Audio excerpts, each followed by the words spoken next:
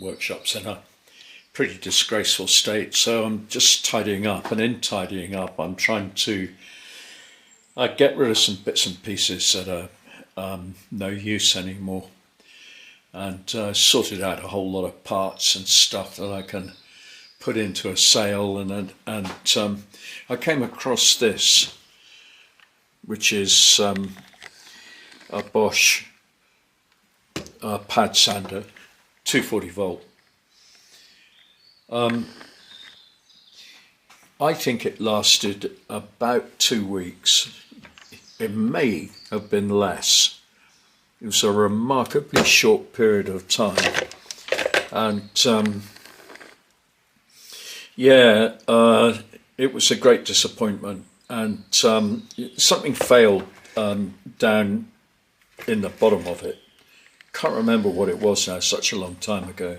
I don't know, I must be going back over 10 years. Anyway, I ordered another part and it broke again, so we had to get on, and I replaced it with a Makita. And so there's a Makita, and actually I've never had any trouble with that, so that's done 10 years, and I don't think I've even had to replace the pad on the bottom of it. I don't think I have.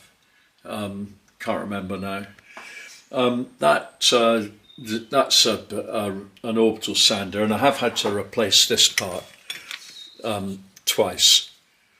And I think actually the first time it was just due to abuse. It was being used almost as a grinder by somebody on site, and it didn't like that. It was never really quite the same again, but it does work okay, and again it's getting on. I've replaced this one fairly recently. As you can see, this hasn't done a lot of work, and the reason for that is that I used to use these big 4-inch belt sanders. Used to use them all the time, and buy the belts by the boxful. But I've got one of these big belt sanders with a with a table on it, and it's also got this table that fits up on the end of it here. Really useful, and that I use that a lot, and I don't really need the 4-inch one as much as I did, but it still gets used mostly on the bench when there's space for it. I was thinking, about these tools, because people always say, well, you get what you pay for, but I just don't think that's true anymore. I think some of these brands can be very, very disappointing. And I just wanted to show you, here's my Bosch jigsaw. I wanted to show you a couple of tools that, see, that one's been back for repair. And again, because I got a couple of bandsaws, I tend not to use a jigsaw very much anymore, but I have got 2 of them, and this is the other one. And I've got 2 of these works tools. I bought them new, must be 20 years ago, and I got them at a DIY chain store called Homebase, which I think was owned by one of the supermarkets. Was it Sainsbury's? And this grinder here, you can see has had a pretty hard life. And it's got a prep wheel in it at the moment, and I use this a lot because you can see I've been cleaning something that's very rusty with it. Well, these prep wheels will clean almost anything and hardly mark it. So if the machines get a bit of surface rust on them in the workshop, I clean them up with a prep wheel. And I think that's actually been doing a steel barbecue. I think that's what that was doing. Which is the last time it was used, so that was back in the summer, I guess. Fantastic piece of gear that is, and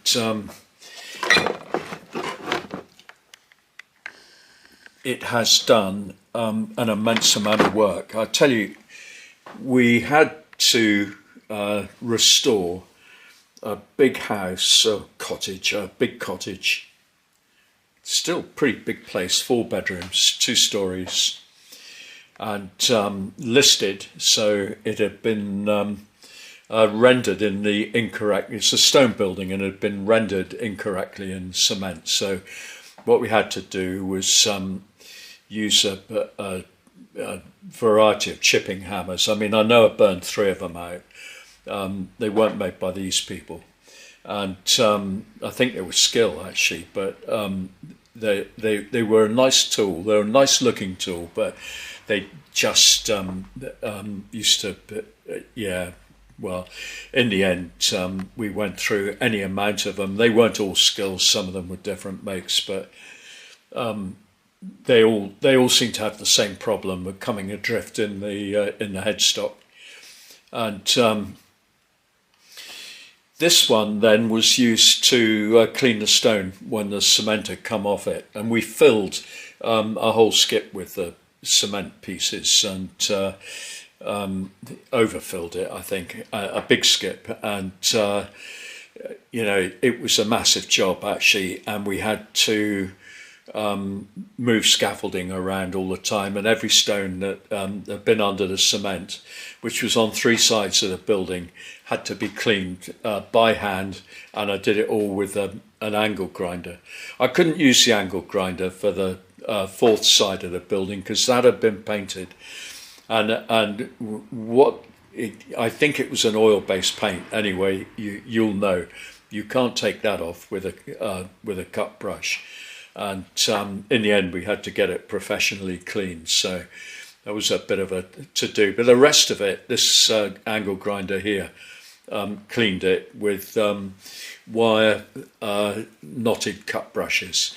And in the main, we did have various kinds of attachments on it, but it was all pretty heavy duty stuff, and this was going back nearly 20 years now, I think, and since then it's been used fairly regularly. I have had a couple of others. I had a Hitachi one, and we burned that one out, and I've got 2 Bosch ones. One's a cordless one, which was absolutely useless. I don't think it did an hour's work before it broke, and we've got a 240 volt Bosch one, same as this, which has been fine. That's been okay. And but there's a bit of a difference in price because this one was under £15. That's under $20, and they were on offer, and I bought them both at the same time in the same place, and they were so cheap I just couldn't resist them. And comparing this to that, I don't know why that one costs 4 times as much. I mean, this one was, I think, £25, maybe a little bit less. And I've used it. I don't use a jigsaw an awful lot, and it does actually look, from the state of it, like I've probably used that one a bit more than I've used this one. But if I'm off site, yeah, I might carry hand tools around with me, but mostly try and move the machinery onto site if it's a big job. But in this case, I'm not a massive fan of jigsaws, and one thing I will say for Bosch is that their blades are very good, and this came with its own blades in a case, and as you can see, I haven't used very many of them because basically they're not brilliant. And as for scrolling with a jigsaw, yeah, maybe. They've got the original handbooks still. They fit in a box somewhere in the lid. I think it's slot in the lid. And this one has still got the receipt pinned to the back of it, but it's one of those till receipts so old the staple's gone rusty and all the ink has completely disappeared from the receipt, sadly. So I can't. I just got an idea it wasn't even $15. I just my memory tells me it was £11, but I could be wrong about that. But it certainly wasn't more than 15. Oh, it's absolutely incredible tool, and it is still going strong. And incidentally, this one, which boasts a variety of features, including an SDS blade change, and that is here, and it's got pendulum setting, and the speed setting is on a button up here, and that's a lock on, and the switch at the front just gives you a little light you can see shining down there on the workpiece, and even the base of it is cast, which if you compare it to the Bosch is pressed steel. The only thing I really don't like about that Bosch jigsaw is their SDS system, which is weird, and I think that's why it went back in the first place, because it didn't work properly, so it had to be returned. And since then it's been okay, but I can't remember the last time I used these. I just hardly ever. I mean, when you want one, don't you? It's sort of it's one of those sort of tools, and it's surprising, isn't it? I was talking to some guy the other day who was telling me that the builders he works with, one of the guys has always got an electric planer in his hand. Well, I've got an electric planer, but it's hardly ever in my hand, I have to say. I just have never really liked them very much, and never quite understood what they were for. But obviously, we all work in different ways. So you know, obviously, I've got something to learn on that score, no question about it. But I wanted to show you these, and I did see a couple on eBay the other day. I think particularly one of those. And of course, I mean, they were cheap when they came out. They're probably still the same price on eBay secondhand now. And but so reliable, absolutely unbelievably reliable.